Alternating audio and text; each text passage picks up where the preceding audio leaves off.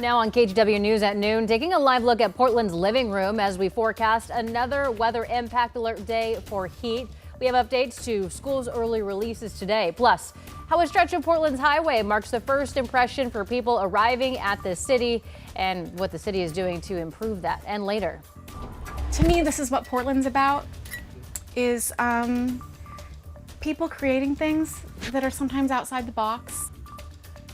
Why a Portland woman ditched her plans to buy a bicycle and purchased a 1968 bookmobile instead. Your news at noon starts right now.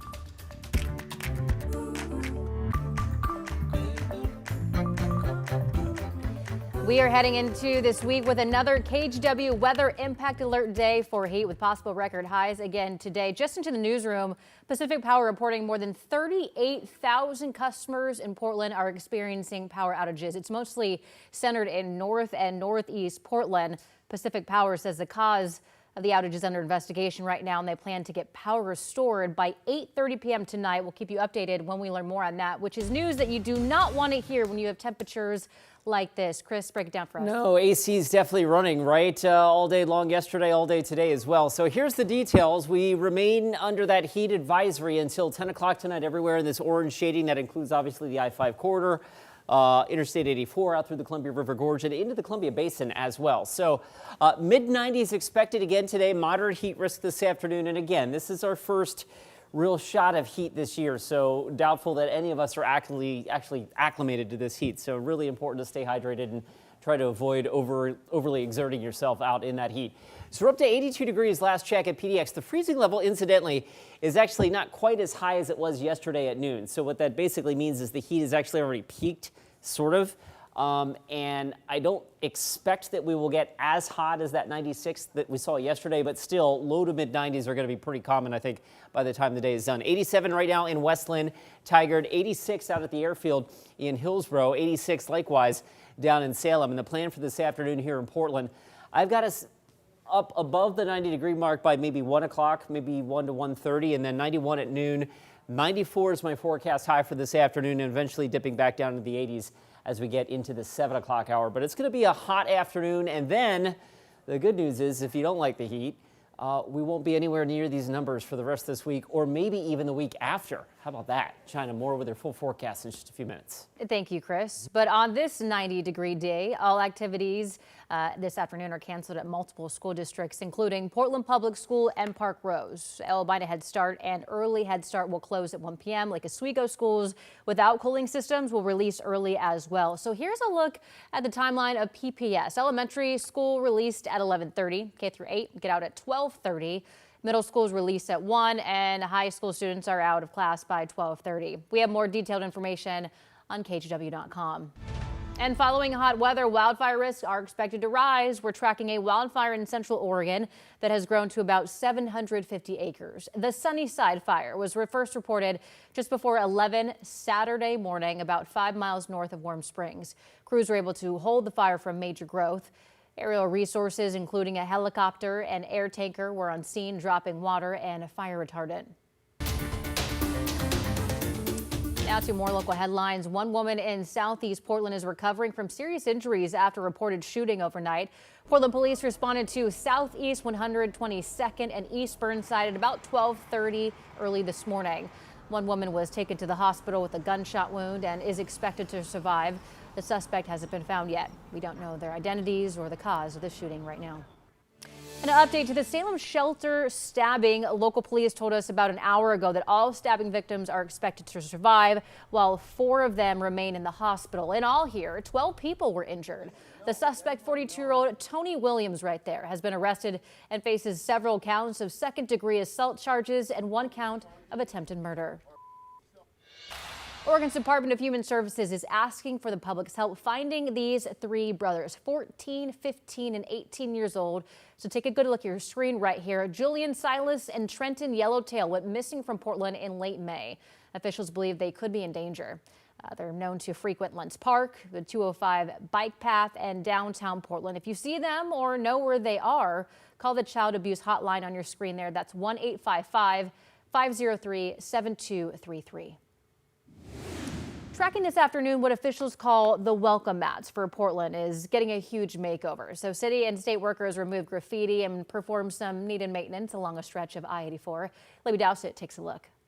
It's out with the old and in with the new as highway crews blocked off westbound lanes of I-84 for some spring cleaning. An eerie sight having the lanes empty at midnight as highway crews rolled out a fresh coat of paint.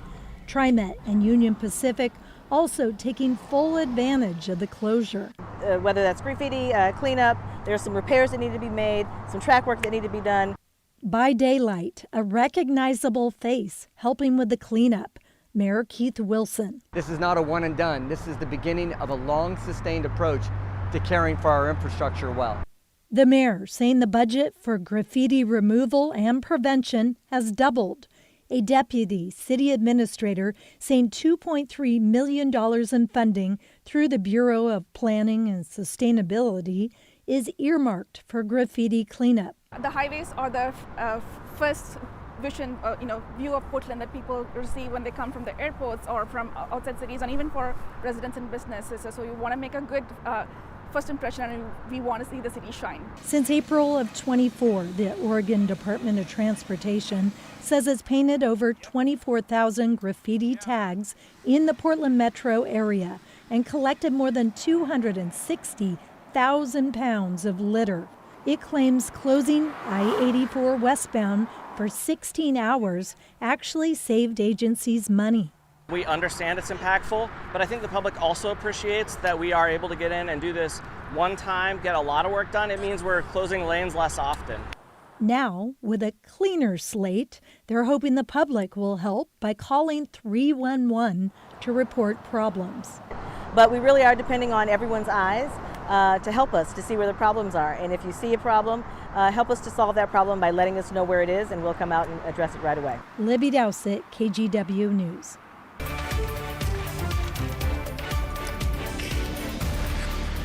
In the last half hour, the Attorney General in California announced the state is suing the Trump administration over its deployment of National Guard troops to Los Angeles. It's been a violent few days in LA, with protesters angry over ongoing ICE raids clashed with law enforcement. NBC's Jay Gray has the latest. Well, parts of Los Angeles still locked down, as you can see just behind us here. Streets filled with burned out vehicles, debris and broken glass. Clashes and chaos again overnight for the third night in a row. It was a weekend of violence in the streets of Los Angeles. Protests against what continue to be ongoing ICE raids here. A roundup, the Trump administration says, of those who are in the country illegally.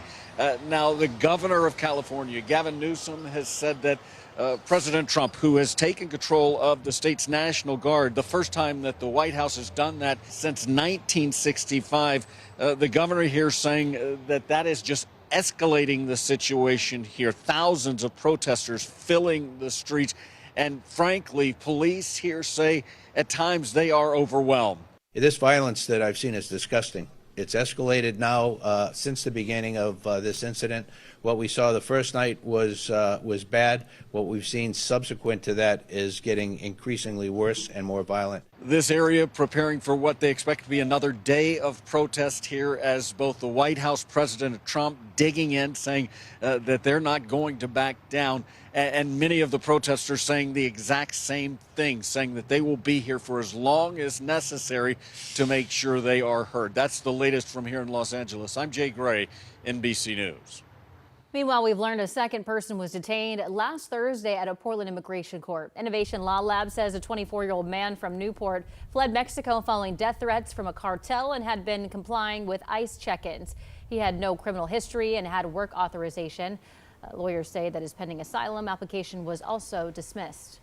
So we ask immigrants to comply with these really complicated steps in an unfamiliar place, in an unfamiliar language, in a new legal system, and the government should have to abide at least by those very same rules that it asks others to comply with. Homeland Security argues these types of detentions are lawful. Right now, we don't know where the man from Newport is being held. Last week, a 24-year-old transgender woman from Mexico was arrested by ICE agents at the same immigration court in an identical manner and is reported to be at the ICE facility in Tacoma. New at noon, Oregon and 14 other states have sued the Trump administration over its plan to allow the sale of forced reset triggers that make semi-automatic rifles fire more rapidly. The suit argues that removing the ban would violate federal law, pose a threat to residents, and worsen gun violence. In a statement, Oregon Attorney General Dan Rayfield says these devices turn regular guns into machine guns. They're designed to unleash rapid, uncontrolled fire, and they've been linked to deadly school shootings across the country.